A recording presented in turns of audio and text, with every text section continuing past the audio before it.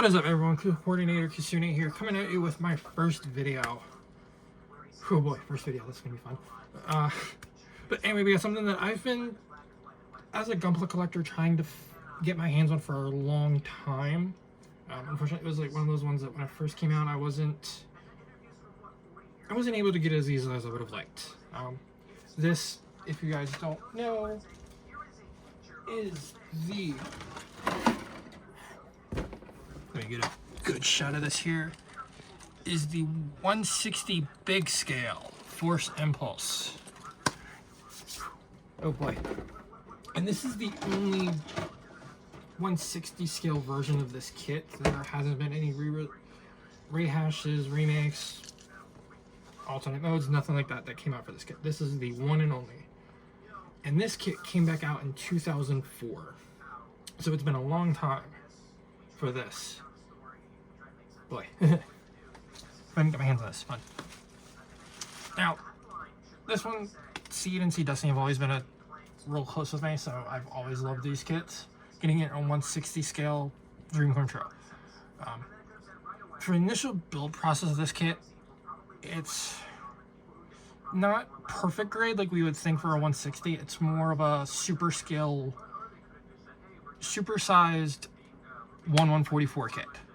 So it's pretty, just snap the parts together, that's it, it's done. There's no real internal frame in these, no super major gimmicks, nothing like that. It's a pretty bland kit for what it is, for as big as it is, but it's just the giant size. The only real gimmick in this kit, which if I could get it to do it really quick for us, is if I bring this up here, let me move this up here for the head so you can see this.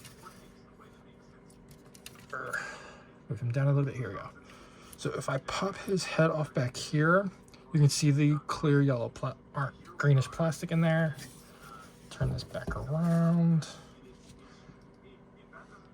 And now let me get this in here for you.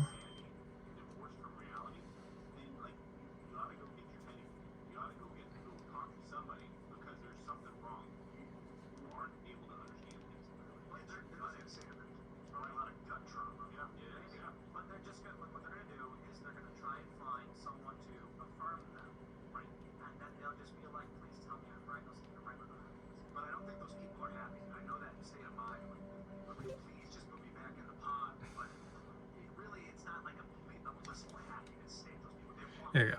And then what we're going to try to do here, if I can get it to do it for us really quick, is let me turn my main light off, turn this off really quick.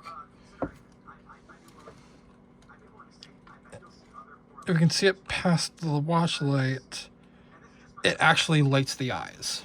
Like, it actually has an internal light feature for light piping inside the eyes. I really like that. This is one of the few kits that did it at this scale, especially for something this old to do it. So I really did enjoy that when I was building it and I saw that feature in there. One of the other really cool things about this kit, even for a 160 scale with the way it is if I can get it to do it here really quick, if I pop this shoulder armor off, even for a 160 scale, if I could get it to zoom in here for you, there's actually molded detail on the shoulder. And remember, this kit was originally released back in 2004. So this wasn't a thing that was really put in there because just the tech wasn't there yet. So the fact that we actually have this built into it all automatically, even for a 160 that was built like a high grade, was pretty cool. Or at least I thought it was really amazing. It's also down here in the leg as well, underneath this color shinguard, it also has it. So zoom back out to natural here. So there's also that. So if you want to go in, do a lot of extra work and do some custom painting, it does have that ability for a lot of you. As you can see, I pretty lightly panel lined the kit just because I wanted to get an accurate representation of what it would look like if you tried to put in that extra effort. Now obviously, as a Impulse, this does in fact feature the Force Flyer, which, yay, Force and Flyer. Unfortunately, be careful if you get this kit. Be very careful because the top clip here for the flyer broke off on me. And you see, it does also have the thing in there in the back for the core fighter, and it does actually feature the impulse, the main impulse gimmick of being able to split into the leg flyer, chest flyer. One of the other good features about this kit here in the hand, unlike a lot of, more like some of the perfect grades, it actually has individually articulated fingers. Even for the small, just be careful because the fingers like to pop out sometimes. Okay, pop it back in there. There we go. So you can actually give it some decent posing with the hand, since those are there for as big as the kit is. Now, when it comes to articulation for this kit, it's pretty good for the time of it coming out in 2004. So obviously the arms can go up. The shoulder armor is independent, so you don't have to worry about that if you need to do anything. Bicep rotation. The only downside is when it comes to the elbow, it only has this 90-degree bend. There's nothing else there. Obviously, I hate that sometimes.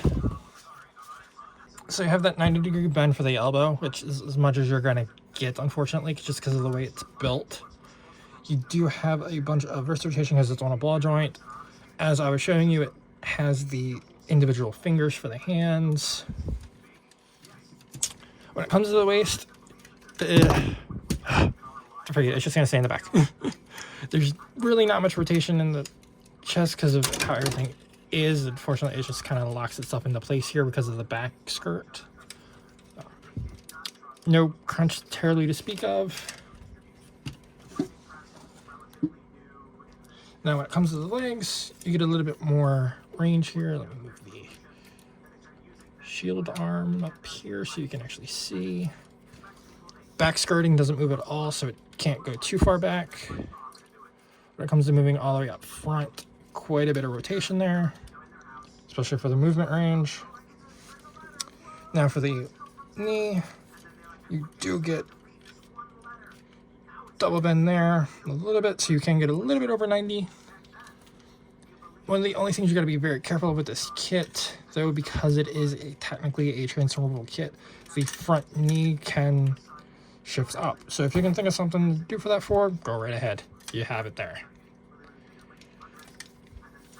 Now when it comes to the ankle, you do get a little bit of pivot, some front and back, and obviously with the toe being a transforming, it can go straight down.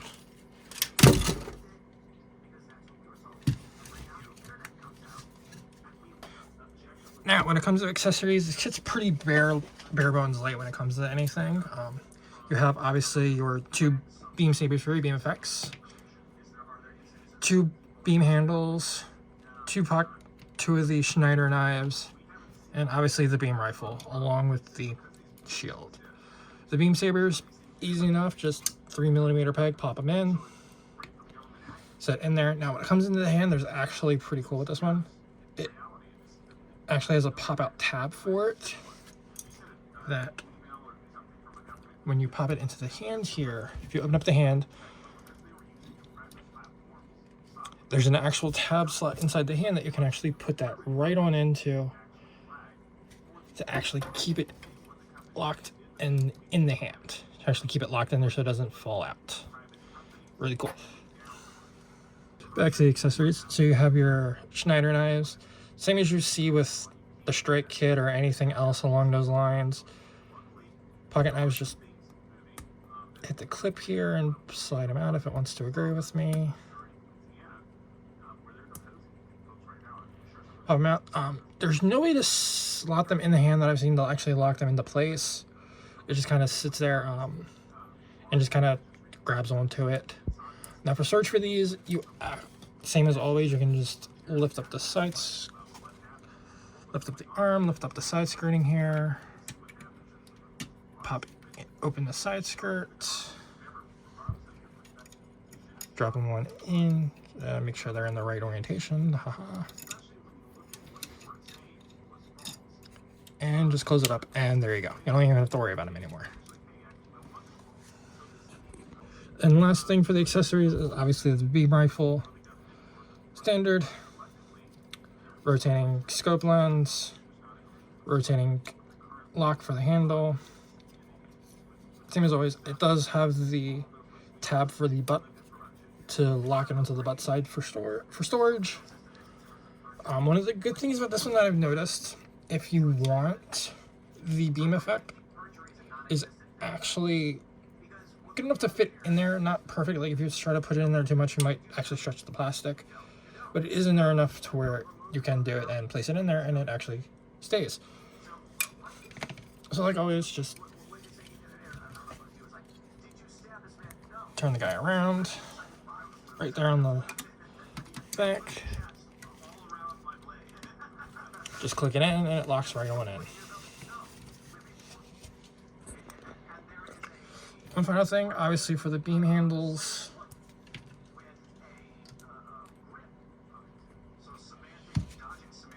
back here, if you actually want to flip it down, the force flyer does have the 2 slots open where you can just the beam handles in there as long as the force flyer itself doesn't want to come out, and it will just lock into place right there and you don't even have to worry about it. Now obviously, as this is an Impulse kit, it does have the transferring feature. I'm going to show it to you really quick. I'm not going to go over too much of it. It's the same thing that you've seen 1.5 million times for Impulse kit, but it does in fact feature the little core flyer, which is really decent looking. Let me show you the actual parts themselves really quick. The transformation really quick here for these guys. Not anything different too much, but you're just gonna pull the arm out here. That is actually one slide joint, and push this one, tilt it up, pull it all the way up. It's right there. Wait, you can turn that one up, round and up for it. Same as the other side here. Twist, slide up. Slide this off. Pop the shield off, I forgot about that. Push this down in there, up there, and then you're going to take the shield and actually put it in this bottom peg here.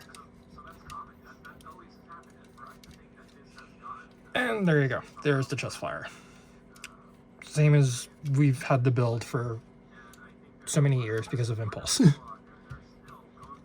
Leg flyers are just the exact same way. Point the toes down. Take the legs here. Shift them down and out. And then push them forward.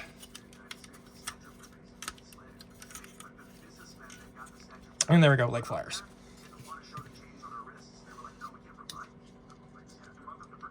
So there we go, that's the 160 big scale force Impulse. Again, 2004, so there is some stuff that's not as great as it is nowadays. Overall, I still put it as like a BA grade, only because at the time this was a really big deal. But again, 2004, so it's not the greatest. If you like Impulse and you like Sea Destiny, yes.